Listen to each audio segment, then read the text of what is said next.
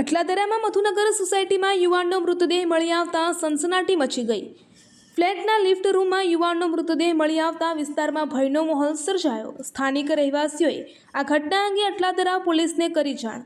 Vadodara fire વિભાગની team ઘટના સ્થળે પહોંચી અને બચાવ કામગીરી શરૂ કરી। જીઈબી ટીમ પણ પહોંચી અને મદદમાં જોડાઈ। ઘણી મહેનત બાદ મૃતદેહને લિફ્ટ રૂમમાંથી બહાર કાઢવામાં આવ્યો। મૃતક યુવક મધુનગર સોસાયટીનો રહેવાસી હોવાનું કહેવાય છે। પરિવાર છેલ્લા 2 દિવસથી યુવાનની શોધખોળ કરી રહ્યો હતો। પ્રાથમિક તપાસમાં મૃતકની ઓળખ વિજય સોલંકી તરીકે થઈ છે। અટલાદરા પોલીસ આ મામલે વધુ તપાસ કરી રહી છે। અટલાદરા પોલીસ સ્ટેશનની સામે વુડાના મકાનો આવેલા છે।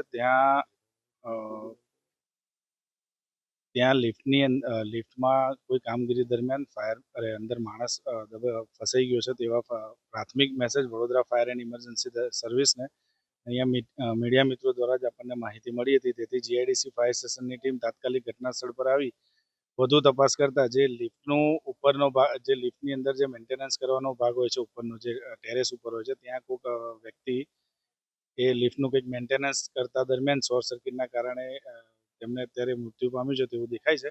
અત્યારે કેજ્યુઅલિટીને ફાયરના જવાનોએ તાત્કાલિક બહાર કાઢીને અત્યારે પોલીસને સોંપી છે। આગળની કાર્યવાહી પોલીસ કરશે।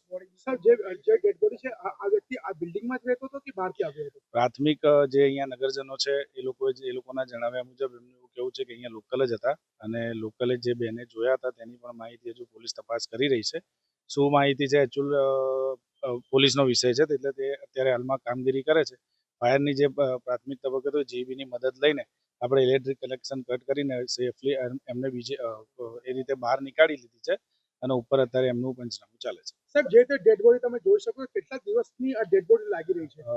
એમાં વિષય દેટ મીન્સ કે ડિસ્કમ્પોઝ થઈ ગઈ, પણ ડિકમ્પોઝ થવાના ઘણા બધા રીઝન હોય છે કે ઇલેક્ટ્રિક શોર્ટ સર્કિટના કારણે જો 440 કેવીનો એનું જો વોલ્ટેજ હોય તો એ કરંટ બોડીની અંદર ઘણા બધા ડેમેજ કરીને બહાર નીકળવાનો પ્રયત્ન કરતો